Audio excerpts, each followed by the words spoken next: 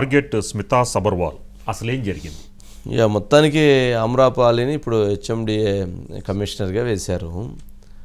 మరి స్మితా సబర్వాల్ విషయంలో కొంత ఎందుకో వివాదం నడుస్తూ ఉన్నది.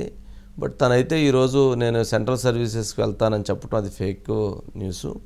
నేను స్టేట్లోనే నేను ఎక్కడైతే కంఫర్ట్ అంటే అక్కడ ఆ పోస్ట్లో నేను పనిచేస్తాననేటువంటిది వారు ట్వీట్ చేశారు. జనరల్గా అది డిఓపిటి రూల్స్ అండ్ రెగ్యులేషన్స్ కూడా అది విరుద్ధం అనుకుంటా. వారు ఎక్కడ పనిచేస్తారు ఏంటంటే అక్కడ ప్రభుత్వాలు లేదా అక్కడ ఉన్నటువంటి అధికార వ్యవస్థ లేదంటే డిఓపిటి సెంట్రల్ సర్వీసెస్ డెసిషన్ తీసుకోవచ్చు. నేను ఇక్కడే ఉంటాను అనేటువంటిది కూడా వారు చెప్పటం అనేటువంటిది కూడా సమంజసం కాదనుకుంటా. సరే, బట్ వారు మొత్తానికి ఈరోజు సీతక్క అక్కడ ఛార్జెస్ తీసుకుంటే స్వయంగా అక్కడికి వెళ్ళి తను అక్కడ కలిసి వారికి విష్ చేసి వచ్చారంటే మొత్తానికి ఒక మెట్టు దిగారు. ఒక మెట్టు దిగే విధంగా వ్యవస్థలు నడిచినాయి అనుకోవాలి. ఎందుకంటే ఒకానొక టైంలో అత్యంత క్రియాశీలకంగా వ్యవహరించినటువంటి స్మితా సబర్వాల్ ఒక మంచి ఆఫీసరే. కాకపోతే వారి దూకుడు స్వభావం కావచ్చు లేదా వారు తీసుకున్నటువంటి కొన్ని నిర్ణయాలు కావచ్చు అవి కొంత వివాదాస్పదమైనవి. ఆ వివాదాస్పదమైనటువంటి అంశాలకు తోడు వారు మొన్న జరిగిన రివ్యూకి వెళ్ళకపోవటం, ముఖ్యమంత్రి గారిని ముఖ్యమంత్రి కలవాల్సిన అవసరం అంటే జనరల్గా సీనియర్ ఆఫీసర్స్ కలుస్తారు క్యాజువల్గా, కలవాలా మస్ట్ కలవాలంటే కలవాల్సిన అవసరం లేదు. ఎందుకంటే వారికి పోస్టింగ్ వారు ఎక్కడ ఇస్తారో అక్కడ పనిచేయాలి. కానీ ఒక సాంప్రదాయం, కానీ ఆ విషయంలో వారు ఎందుకనో కొంత దూరం జరిగారు. ఇలాంటివి చాలా అంశాలు మొత్తానికి కాంట్రవర్సీ అయినాయి. అది ఇప్పుడు నిన్న ఎవరో వీడియో పెట్టారు, స్పెషల్ హెలికాప్టర్లో వారు పోయి రివ్యూలు చేసి వచ్చినటువంటి అంశం కూడా అంటే ఒకదాని తర్వాత ఒకటి అనవసరంగా వివాదాలు అవుతూ ఉంటాయి. మరి వారు ఎందుకు వివాదానికి వెళుతున్నారు అనేటువంటిది తెలియదు ప్రభుత్వంతో. కానీ వారైతే వివాదానికి వెళ్ళటం లేదు అనేటువంటి భావనతో ఉన్నా కానీ వివాదానికి వెళుతున్నట్టుగా వ్యవహార శైలి జరుగుతున్న పరిణామాలు అట్లా కనిపిస్తున్నాయి. ఆకునూరు మురళి లాంటి ఒక మాజీ ఐఏఎస్ ఆఫీసర్ ఒక తీవ్రమైనటువంటి కామెంట్స్ చేస్తున్నారు. ఆయన జనరల్గా ఒక ఆఫీసర్ ఇంకొక ఆఫీసర్ గురించి కామెంట్స్ చేయరు. ఆయన లాంటి వాళ్ళు చేస్తున్నారంటే కొంత అది చర్చనీయాంశం అవుతూ ఉంది. ఎందుకు మరి ఆయన ఎక్కడ డిఫర్ అయ్యారు, ఏ అంశాల్లో డిఫర్ అయ్యారు అనేటువంటిది ఇక్కడ అంశం. సరే, ఇవన్నీ చూసినప్పుడు కొంత ఆశ్చర్యంగా కొంత చర్చ. నాకు తెలిసి ఎప్పుడైనా వరదలు వచ్చినప్పుడు లేకపోతే ఎప్పుడైనా పెద్ద విపత్తులు వచ్చినప్పుడు కలెక్టర్ స్పెషల్గా అప్పుడు హెలికాప్టర్లో వెళ్ళి అక్కడ ఉన్నటువంటి పరిస్థితులను చూసి రావటం లేదా ఇంకోటి వెళ్తూ ఉంటుంది. కానీ ఒక సబ్జెక్ట్ రివ్యూ చేయటం కోసం హెలికాప్టర్లో వెళ్ళి స్పెషల్గా వెళ్ళి రావటం అనేటువంటిది ఫస్ట్ టైం మనం మీడియాలోకి వచ్చిన తర్వాత అలాంటిది చూసినటువంటి సందర్భం. మరి రమణ ఏమన్నా ప్రత్యేకంగా ఏమన్నా గతంలో ఎప్పుడన్నా రిపోర్టింగ్లో చూసాడో నాకు తెలియదు. రమణ, ఆకునూరు మురళి బయట ఒకసారి ఆకునూరు మురళి గారు బయట ప్లే చేయండి. మాజీ ఐఏఎస్ ఆకునూరు మురళి గారు బయట ప్లే. ఆమె సీఎంఓ ఆఫీస్లో ఉన్నప్పుడు సో ఆమె ఇంకా ట్రాన్స్ఫర్ చేయలేదు అంటే still she's with CMO.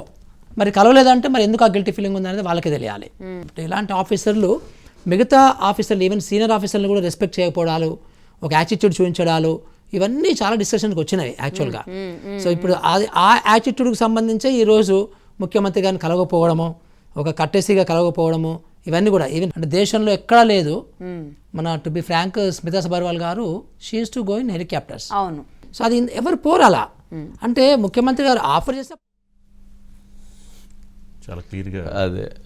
Ramana, అయితే నేను నా జర్నలిజం ఎక్స్పీరియన్స్లో మాత్రం గతంలో ఎప్పుడు కూడా ఒక అధికారులు రివ్యూ మీటింగ్ హెలికాప్టర్లో వెళ్ళలేదు. ఎప్పుడు వెళ్ళారు అంటే ఏవైనా విపత్తులు వచ్చినప్పుడు, ప్రకృతి విపత్తులు వచ్చినప్పుడు, భూకంపాలు లేకపోతే సునామీ లాంటి తర్వాత తీవ్ర తుఫాన్లు వచ్చినప్పుడు ప్రజలకు సహాయ సహకారాలు అందించడం కోసం ప్రభుత్వం ఏర్పాటు చేసిన లేదా ఆర్మీ కావచ్చు ఎయిర్ ఫోర్స్ హెలికాప్టర్లో వెళ్ళారు. కానీ ఒక శాఖ మీద సమీక్ష కోసం, అది కూడా తెలంగాణ అనేది చిన్న రాష్ట్రం, గతంలో అంటే ఉమ్మడి ఆంధ్రప్రదేశ్ రాష్ట్రం కాబట్టి చాలా డిస్టెన్స్ ఎక్కువ ఉండేది, రోడ్డు ప్రయాణం చేయడం కూడా సమయం తీసుకుంటుంది, ఇమీడియట్గా వెళ్ళాలి కాబట్టి వెళ్ళేవారు. ఇదే ఉంది, ఎటు పోయినా 2-3 గంటల్లో ఏ మూలకైనా చేరొచ్చు. పైగా సీఎం సెక్రటరీ అంటే ముందు పైలట్ వెనుకో పైలట్ పెట్టి తీసుకెళ్తారు. సరే, మరి అయినప్పటికీ కూడా ఆమె అప్పుడు సీఎం కేసీఆర్ సెక్రటరీగా ఉండడం వల్ల ఆమెకు ఉన్నటువంటి దర్పం అనుకోండి, అధికారం అనుకోండి, ఆ వెసులుబాటు అనుకోండి, మరి ఆ పై వాళ్ళు క్లియరెన్స్ ఏంది మాత్రం ఒక సీఎం సెక్రటరీ, మామూలు సెక్రటరీ, ఆమె just secretary rank, principal secretary కాదు, స్పెషల్ చీఫ్ సెక్రటరీ కూడా కాదు, అంటే జూనియర్ ఐఏఎస్ అధికారిని. ఆమె ఇంకా చాలా సర్వీస్ ఉంది. ఆమె సెక్రటరీ ర్యాంకులోనే ఉంది, ప్రిన్సిపల్ సెక్రటరీ కూడా ఇంకా ప్రమోషన్ రాలేదు. సో అంటే ఆమె ఎంత తక్కువ సర్వీస్ ఉందనేది దాన్ని బట్టి చెప్పవచ్చు.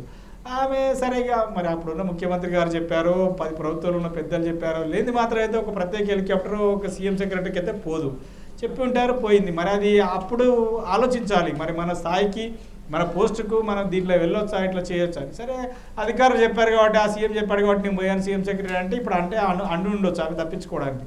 నాదేముంది, ముఖ్యమంత్రి గారు ఆదేశించారంటే నేను వెళ్ళాను. సరే ఆదేశించారు, వెళ్ళావు, అయిపోయింది. ఆ ముఖ్యమంత్రి చెప్పాడు, అక్కడ సీఎం సెక్రటరీగా పనిచేసావు కాబట్టి ఓకే, దట్స్ సార్. ఇప్పుడు ప్రభుత్వం మారి కొత్త ముఖ్యమంత్రి వచ్చిన తర్వాత కర్టసీగా చాలామంది చూసాం. ఇప్పుడు సివి ఆనందన్ ట్రాన్స్ఫర్ చేశారు ఎన్నికల టైంలో, ఆయన అతను వెళ్ళి కలిశారు కదా సీఎం గారిని. తర్వాత అంజనీ కుమార్ని ట్రాన్స్ఫర్ చేశారు, సార్ అతను కలవలేదు. ఇంకా చాలామంది అధికారులు ఐఏఎస్లు అయినా కూడా వాళ్ళందరూ వెళ్ళి ముఖ్యమంత్రి ఇప్పుడు నవీన్ మిట్టలే అనుకోండి, రామకృష్ణరావు అనుకోండి, తర్వాత అరవింద్ కుమార్ అనుకోండి, వీళ్ళందరూ కూడా గత ప్రభుత్వంలో కేసీఆర్కు కేటీఆర్కు చాలా సన్నిహితంగా ఉన్న వ్యక్తులే కదా. ఆయన ఎందుకు వెళ్ళి కలిసారు, వాళ్ళు సర్వీస్లో ఉన్నారు. ఏ ప్రభుత్వం ఉన్నా, ఏ ముఖ్యమంత్రి ఉన్నా, ఏ మంత్రి ఉన్నా, we have to respect the democracy system.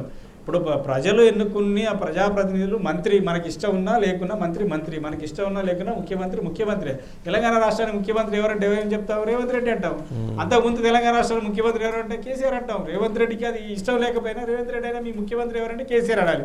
ఇప్పుడు కేసీఆర్కి ఇష్టం లేకపోయినా మీ ముఖ్యమంత్రి ఎవరంటే రేవంత్ రెడ్డి అనాలి. అది డెమోక్రసీలో ఉన్నటువంటి ఒక డిగ్నిటీ, దాన్ని మెయింటైన్ చేయాలి. అట్లా నేను కేసీఆర్ సెక్రటరీగా పనిచేశాను కాబట్టి నేను రేవంత్ రెడ్డిని కలవనంటే కుదరదు. ఎందుకంటే అట్లా అనుకుంటే నీకు వ్యక్తిగత అభిప్రాయాలు ఉంటే రిజైన్ చేసి వెళ్ళిపోవచ్చు, నో ఇష్యూ. సర్వీస్లో కొనసాగాలనుకున్నప్పుడు ఒక ఐఏఎస్ అధికారిగా ఉన్నప్పుడు ప్రభుత్వ నియమ నిబంధనలు ఎట్లా ఉంటాయో దాన్ని ఎవరైనా అనుసరించాల్సిందే, పాటించాల్సిందే. లేదు ఇష్టం లేదనుకుంటే ఉద్యోగం వదిలేసి వెళ్ళిపోవచ్చు. సరే ఆమె 2-3 రోజులు వెళ్ళలేదు, కలవలేదు.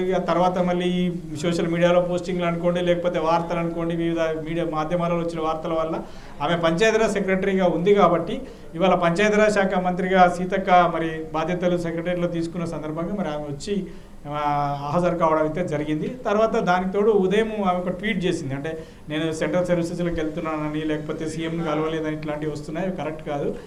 నన్ను అంటే నేను వెళ్ళాల్సిన సందర్భం రాలేదు, సెంట్రల్ సర్వీసెస్లోకి వెళ్ళట్లేదు, నేను తెలంగాణ క్యాడర్ ఐఏఎస్ అధికారిని కాబట్టి తెలంగాణ రాష్ట్రంలోనే పనిచేస్తాను అని. అంటే ఒకవేళ ఈ స్టేట్కి అలాట్ అయిన వాళ్ళు ఇక్కడ నుంచి సెంట్రల్కి వెళ్ళాలంటే వాళ్ళు మళ్ళీ డిఓపిటీకి అప్లై చేసుకోవాలి. సో ఆమె ఆల్రెడీ తెలంగాణ స్టేట్కి అలాటెడ్ అధికారి కాబట్టి ఇక్కడే ఉంటారు, నేను ప్రభుత్వం ఏ బాధ్యత అప్పగించినా నేను దాన్ని చేస్తానని చెప్పడం జరిగింది. సరే కొంత వివాదం అయితే జరిగిన తర్వాత ఆమె ఒక వివరణ ఇచ్చింది. సో అంత వివాదానికి వెళ్ళాల్సిన అవసరం లేదనేది నా ఉద్దేశం. ఆఫీసర్స్లో ఏమైనా కొంత దూకుడుగా బయటపడ్డారు, మిగిలిన కొంతమంది బయటపడలేదు. కొంతమంది ఏమన్నా ప్రభుత్వంలో అత్యంత నమ్మకంగా ఉంటూనే ఎలక్షన్ల ముందు పోయి కలిసేసి చిడతలకు వచ్చేసారు.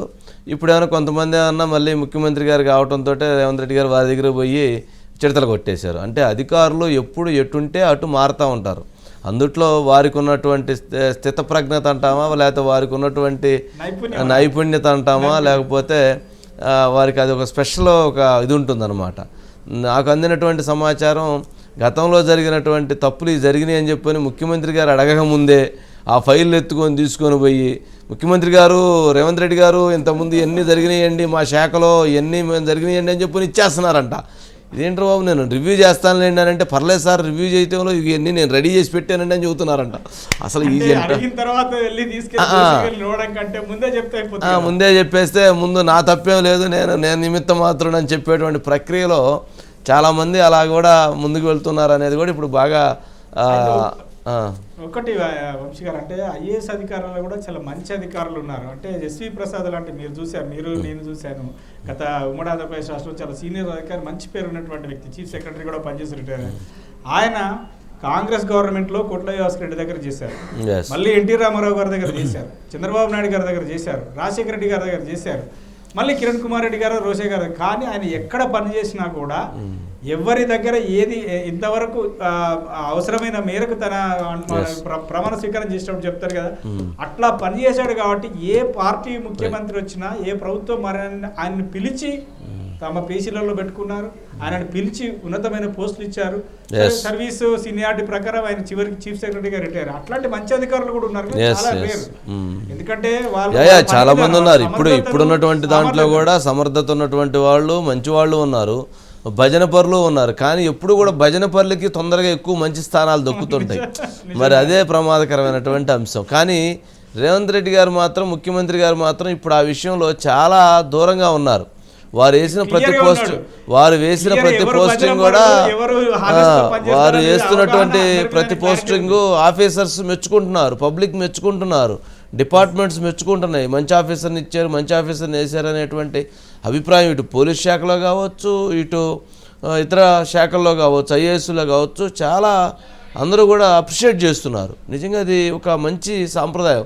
అలా ఉండిద్దని ఎవరు అనుకోవాలా, ఎవరెవరో తీసుకొచ్చి చేస్తారేమో అని అనుకున్నారు. కానీ ఆ పోస్టింగ్స్ని చూసినప్పుడు ది బెస్ట్ అనేటువంటి దాంట్లో ముఖ్యమంత్రి గారి పనితీరు ఎట్లాంటిది అనేది అక్కడ కనపడిపోతుంది. అది ఒక గొప్ప ఆయన పాజిటివ్. అధికారుల మీద ఒక స్పష్టమైన అవగాహన కలిగి ఉన్నాడు రేవంత్ రెడ్డి గారు అధికారుల మీద. తర్వాత గతంలో పనిచేసిన అధికారులు ఏది, ఇప్పుడు పనిచేస్తున్న అధికారులు ఏది, ఎస్ ఎస్ ఎవరైతే అప్రధాన్యతకు గురై సమర్థవంతమైన అధికారులు అవన్నీ కూడా ఆయన దగ్గర Yes, yes. పర్ఫెక్ట్ లిస్ట్ ఉంది. Yes. సో దాని ప్రకారం ఆయన వెళ్తున్నాడు. Right Ramana, right, thank you.